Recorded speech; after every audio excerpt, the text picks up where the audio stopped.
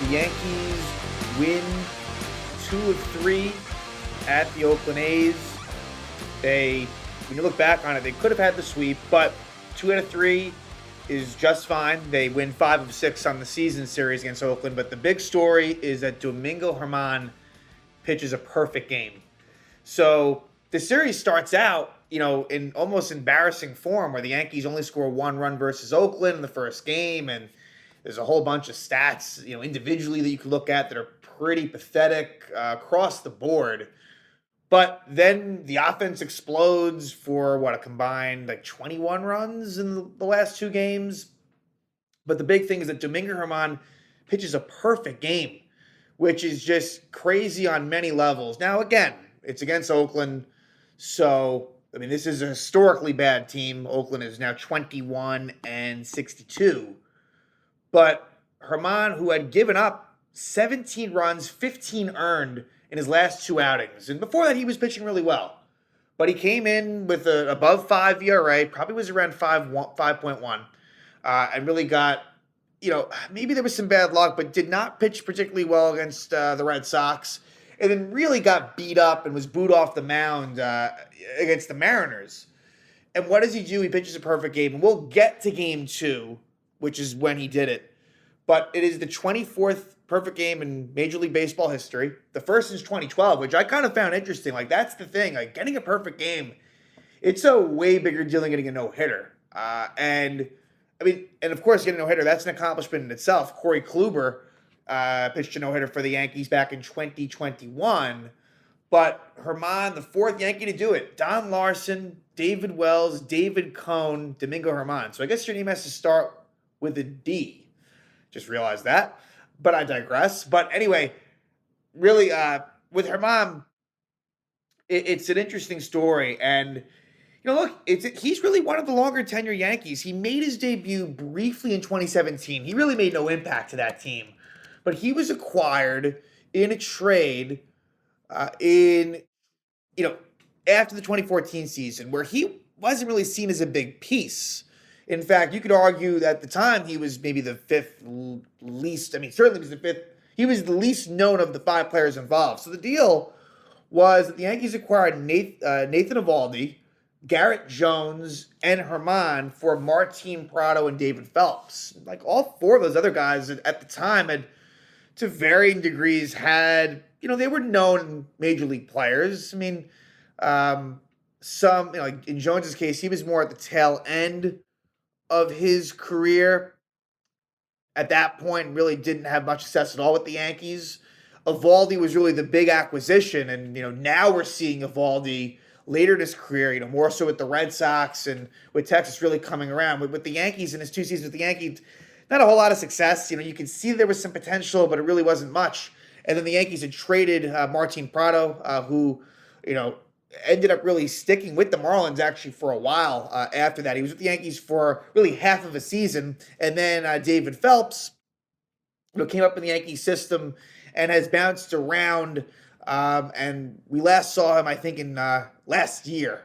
He retired. Okay, so he just retired, David Phelps. Anyway, Germán was I guess a lottery ticket that ends up working out. And he had Tommy John surgery in 2015. He was non-tendered after the season, so they removed him from the 40-man roster.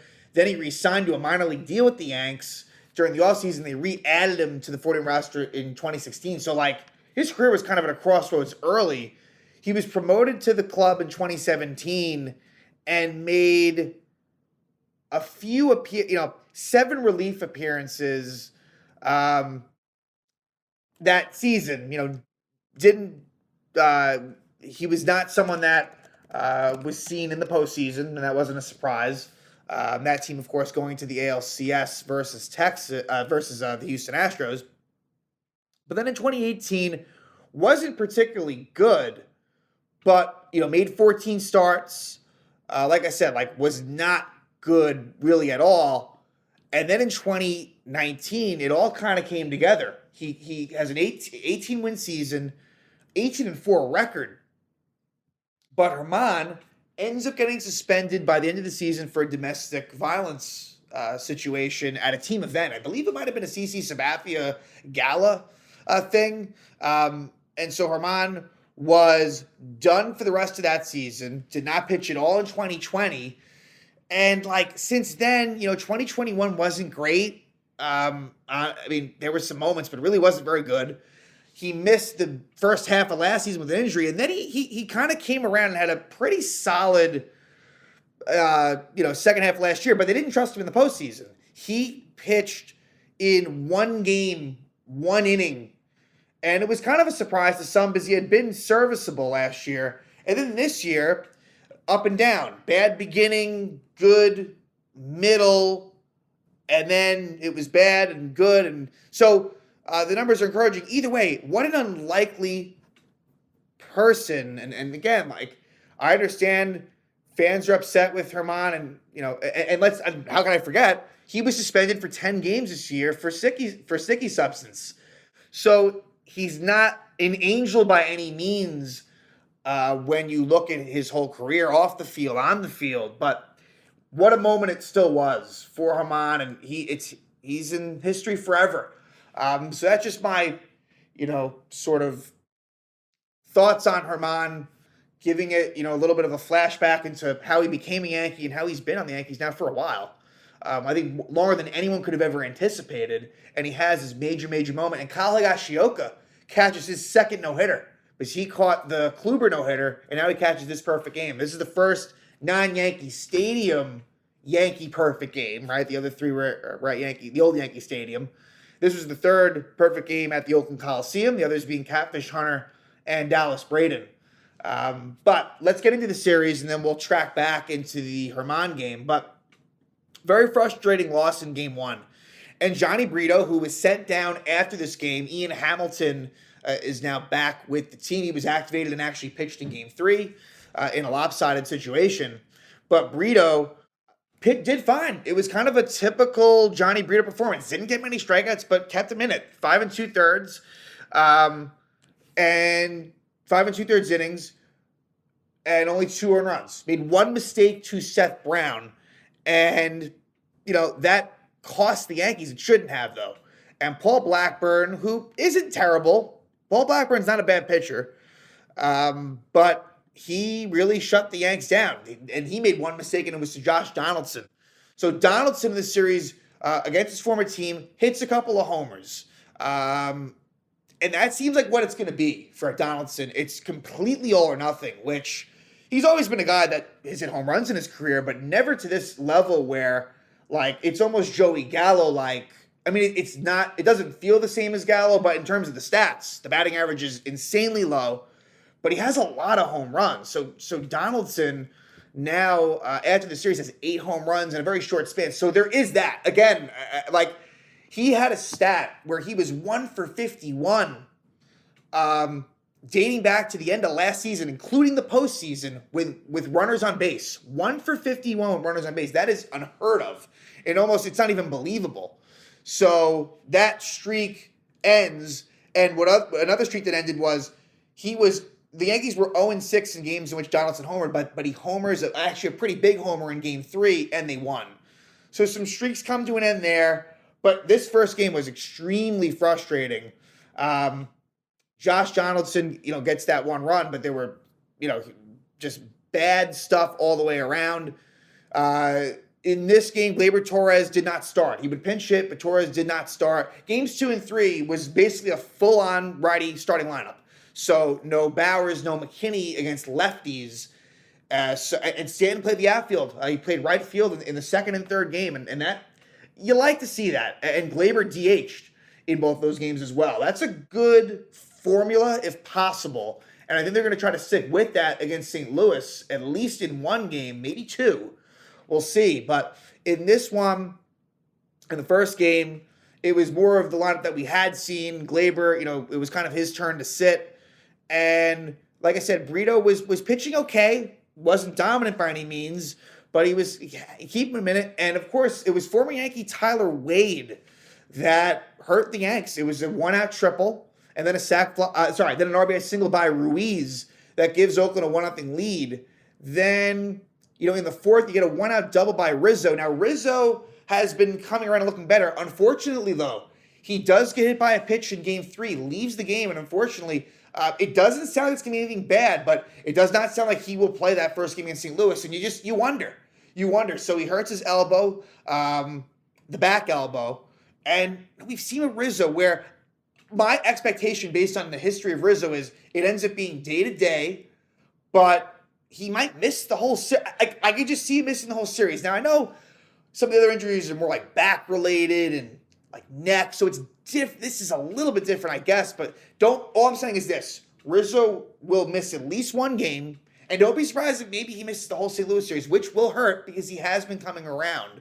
But maybe I'm being a little bit too pessimistic. Anyway, Rizzo gets that one-out double, and then Stanton strikes out. Now, Giancarlo Stanton also, homers in game 2, gets other hits as well, was in the field. So again, it trends up as the series ends, but in the beginning of the series, Stanton, major struggles in big spots, major struggles. So, again, the tone for me would be way different after game 1. It was bad. I mean, that was a bad loss. So, in the bottom of the 4th, Seth Brown homers. His 6th homer of the year gives Oakland a 2-0 lead. Then Donaldson responds with his 7th homer of the season, cuts the lead to 2-1. And then, in the 5th, you get a one-out single by Anthony Volpe. Anthony Volpe had an awesome series. An awesome series for Volpe. His average is up to, I'll check once we're done with the 3rd game, but it was close to 215. I think it probably ends up being less than 215, but it's getting there. Like, it is jumping up, and, it's against Oakland, so maybe you take it with a little grain of salt, but still looking better, and that average is jumping up, so that's good to see. Jose Trevino, I was hoping that maybe he'd let Volpe steal. He fouls one off. I'll say this about Trevino. Offensively, it's bad. It's really bad. And he doesn't strike out much. I like that about Trevino, right? So even when things are not good, he doesn't strike out. But still, Higgy and Trevino, it's a pure split, where that was not the case last year. Trevino got the lion's share of starts. Now, it like I've said, it is really 50-50, I think. And, I mean, I guess could Higgy be getting more? It's tough to say it, but it's really close, and it should be, because you can't ignore it. Look, Trevino is really fantastic defensively, just very sound, very good. But yeah, I have to say, it has been ugly offensively for Trevino this year, and it makes me think that the first half last year was probably the outlier, and this is more of the real Trevino as a hitter.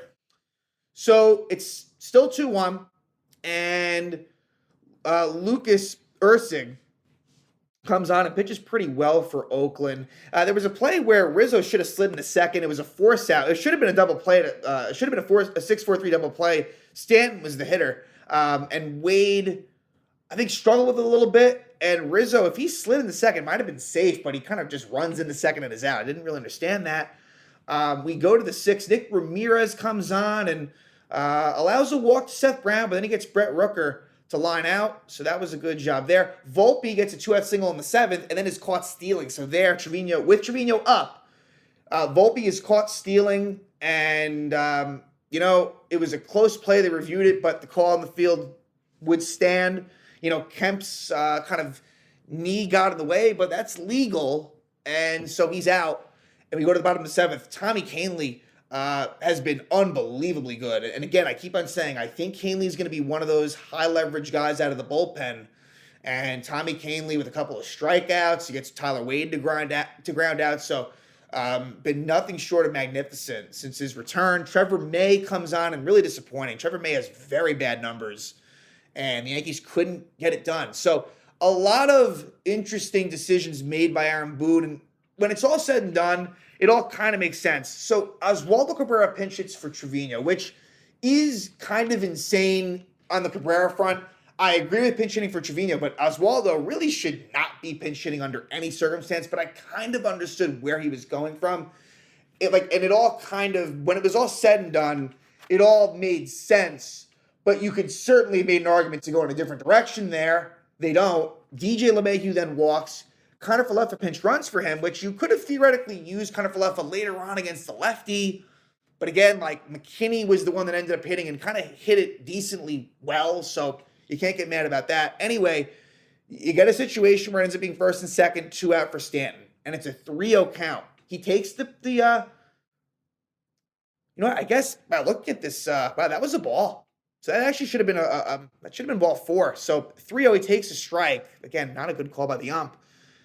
And then that 3-1, he should have crushed it, and he crushes it foul. And so eventually he grounds out. And so Stanton, like that's just, it's been a tough stretch for Stanton in many ways. And hopefully he gets going because he did look better, and maybe just getting him in the field can help him. Bottom of the 8th, it is Canely to start, gives up a single, then Wandy comes on and pitches a scoreless 8th. And the top of the 9th, last chance for the Yanks against the lefty Sam Moll. Glaber, who's been good as a pinch hitter, gets a leadoff single. Then Donaldson strikes out looking. And so that was, even though he homered, that wasn't good. Then, like I said, McKinney lines out against the lefty. Then Volpe gets an infield single, and it was close. But since they called it safe on the field, the call stood. And Volpe, I've noticed with him, very good base stealer, but not overly fast. You think that he'd be a lot quicker than he is. But either way, Higgy then comes up with a chance to tie the game, but unfortunately he strikes out swinging. So the Yankees lose game 1, 2-1. And that was a very frustrating loss. So now we shift to game 2, and that is where history happens with Domingo Germán pitching a perfect game. And again, just still hard to believe that he did this of all pitchers. And we've seen him kind of flirt with no-hitters before. Like sometimes when he's on, he really is on. And the curveball was working in this game. That's his pitch. And it was looking really, really good in Oakland. Like there was only maybe 2 3-ball counts. Like that's how locked in he was. He only threw 99 pitches in, of course, 9 innings. 9s were wild. 99 pitches, 9 innings, 9 strikeouts for Domingo. But the Yankees offense started out cold against the former Yankee J.P. Sears, but eventually they really would get to him. And so Sears, who, like I had said, like the peripherals look pretty good for him. I'm impressed by his numbers, but second time through the order, he got beat up. And let's jump to the 4th inning. And in the 4th, it's Giancarlo Stanton getting the Yankees going with 2 outs in the 4th. It's his 7th homer of the season. Gives the Yankees a 1-0 lead. Then in the 5th, it is a RBI double by Higashioka. Then you get a bunt single by Volpe. They ruled it a bunt single. And Higgy scores on a throwing error by J.P. Sears. So they tried to throw Volpe out at first. It didn't work out. Just ugly all around. Then you get Volpe stealing third. LeMahieu RBI single. Like the offense is rolling at this point. It ends up being a 6-run 5th inning for the Yankees. Sears is taken out of the game for Fujinami. And Stanton gets a 2-run single to make it 6-0. And then Connor Falefa with an RBI single to make it 7-0. So IKF, it's been a solid, run. He got up to a really bad start this season, but he's been good. Like hitting for, he hit a home run in game 3. Defensively, he's been, really versatile. Like his role is just better than it was last year. And even though the offensive numbers probably on the whole the power is definitely better than last year. He already has more home runs this year than he had all of last season. But he has a great attitude, and he's really done a nice job. So the Yankees take a 7-0 lead. Then the best defensive play by the Yankees is made in the 5th. Seth Brown grounds out to Anthony Rizzo. It's a shot down the line. It was a nice play by Rizzo. At the time, you're not thinking much of it. It's only the 5th inning, but that preserved the perfect game. Then let's go to the 7th. Ruiz comes on and actually leaves the game with an injury. So very quick exit for him. Austin Pruitt relieves him. And eventually you get a sac fly by Josh Donaldson, makes it 8-0. Again, Germán continuing to put up zeros. And in the, let's go to the bottom of the 8th. Jonah Bride there's a 3-1 count on Bride. So again, there's pressure on the defense. They can't make an error. There's, of course, a ton of pressure on Germán. Look, a hit by pitch or a walk. And sure, you still have the no-hitter at that point, but the perfect game is just so much more. And he is able to get Bride to ground out. So it looked like, hey, one bad pitch, and that's it. But he's able to fight back, and he gets it done. In the 9th, the Yankees put up a 3 spot against Sam Long. It would be, again, just bad defense by Oakland. There was a Harrison Bader reaches on a fielder's choice where Rizzo scores, and there was a throwing error by Bride. You get an RBI double by Josh Donaldson. the first double of the season for Donaldson. And then you get an RBI ground out by Connor Falefa, makes it 11-0, but all eyes are on Germán in the ninth. He gets Diaz to ground out to Volpe. He gets Langoliers to fly out to Bader. In the final out, Ruiz grounds out to Josh Donaldson. Good throw to Rizzo, and that's it. Domingo Germán, 27 up, 27 down, baseball immortality for Germán, and what a moment, and one that Yankee fans will never forget. And so, but will the Yankees, will they win the series? Luckily, they do. So game 3, the Yankees, got off to a slow start. Clark Schmidt didn't quite have it in this one, but was able to, keep the Yankees afloat. Schmidt didn't look good, but it's funny. Schmidt gets a win. So Schmidt, as good as he'd been lately, he was getting no run support. Well, today he got a whole hell of a lot of run support thanks to an 8-run 6th inning for the Yankees. It's contagious. And that you kind of saw that last game with the 6-run inning. And Oakland takes the early lead. And let's see, first inning, it was a Tony Kemp single. Then he steals second, goes to third on a throwing error by Trevino, and it's a sac fly by J.J. Bleday. So it's 1-0 Oakland. But Connor Falefa right away homers, and Ruiz almost made an amazing robbery. But unfortunately for him, his glove goes over the fence with the ball. So IKF homers, makes it 1-1. But then Schmidt in the bottom of the third gives up a couple of runs. Couple of walks, which is never a good thing. Noda and Bleday with the walks. And then Seth Brown RBI single. Really should have been more than that because it went off the wall. But Oakland's base running wasn't great there. And then you get a Carlos Perez sac fly. So it's 3-1 Oakland. And in the fourth, the Yankees get a run back. Bader double to start out. Donaldson grounded. He hit it hard. Jace Peterson made a great play. Bader goes to third. And then a sac fly by Connor Falefa. So this really run was all Harrison Bader. With good base running. He was aggressive, and it wasn't a deep fly ball by Connor Falefa, but they score. It makes it 3-2. Then in the 6th is when the Yankees get it going, and Bader starts it out with a single, and then Josh Donaldson with a 472-foot homer. That's the thing. He's getting. I mean, these home runs are absolutely demolished. So again, I like this. The home runs are there, which really last year wasn't. What did he hit? Maybe 15. It wasn't that much. His slugging percentage, I don't think was anything to write home about. But here, Donaldson, if nothing else, is hitting home runs. And so that was a big one, right? Because we can argue that some of Donaldson's other home runs haven't been the biggest. This one gave the Yankees the lead, and they would keep it. So then Volpe singles. They take Hogan Harris, who I should have mentioned. Hogan Harris, the lefty, was the starter for Oakland. Ursig comes in. There is a...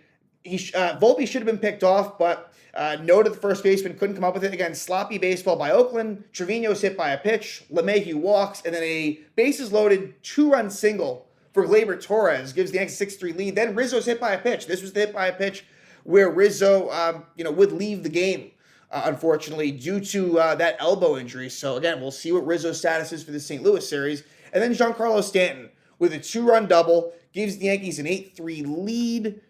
And then an RBI single by Bader, 9-3. Ken Waldichuk, the former Yankee prospect who was involved in the Frankie Montas deal, similar to J.P. Sears, comes on, and Connor Falefa gets an RBI single to give the Yankees a 10-3 lead. So in the 6th, a whole bunch of defensive changes as Rizzo comes out of the game and Stanton as well, which made sense because, I think the plan is to get Stanton in the outfield again tomorrow night. Schmidt gives up a 1-out double to Jace Peterson. He comes out of the game. Marinaccio comes on, finishes out the 6th. Ian Hamilton pitches a scoreless 7th, so a good return for him. Nick Ramirez gets in a little bit of trouble in the 8th. He does give up a run in the 8th. There was a Brent Rooker RBI single. And then in the 9th, Albert Abreu looked good. 1-2-3 inning for Abreu. Gets a couple of strikeouts. And so, this bullpen continues to be very, very solid, more than solid. And the Yankees win the series. They get 21 runs combined in the last 2 games, which is good to see. Hopefully they can carry that into St. Louis. And like I said, going into this, road trip, I'm hoping for 4-2. And anything more than that was going to be difficult. And, that will still be difficult because, St. Louis, you look at the roster, it's still pretty good.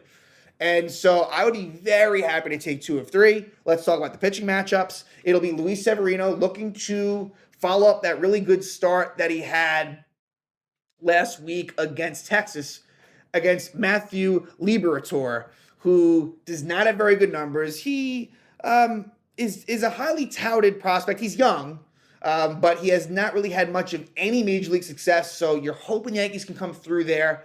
And the Yankees have seemed to now they're finally facing left-handed starters, right? They had a 3-week or so stretch, it felt like, of no lefties, and now it's 3 in a row. And it doesn't stop there before the series is out. And also a reminder, this will be Harrison Bader's return to St. Louis, so I'm sure he'll get a nice hand. And then game 2 will be Garrett Cole versus Jack Flaherty. Jack Flaherty, another guy who's had who had major success before. Flaherty, just as recently as 2021, was one of the best pitchers in baseball, but it's been a struggle for Flaherty, and this year is no different. Where he has strikeout stuff, but man, and you look at St. Louis, and that's what it is. Like, their pitching has just been porous, and so Cole versus Flaherty, we'll see what comes of that. And then game 3, it's Jordan Montgomery. So the Yankees faced Montgomery last year, right after that Bader trade, and Montgomery got the better of the Yanks. We'll see what happens this time. And the Yankees have not announced a starter. Expect it to be Randy Vasquez. Although, I guess anything's possible, right? In order for Brito to come back, it would have to mean that someone goes on the IL. So I guess Vasquez is probably the front runner. So that one, I would say, you look at just looking at the matchups, that one will be the toughest for sure. I think the matchups get a little bit tougher as the series moves on. So hopefully the Yankees can win a game or two going into that third game at St. Louis. So Yankees record now 6-45-36. They've won 3 straight series. But again, the major story is that Domingo Germán throws a perfect game against the Oakland A's, the 24th pitcher in Major League Baseball history to throw a perfect game, and the 4th in Yankee history.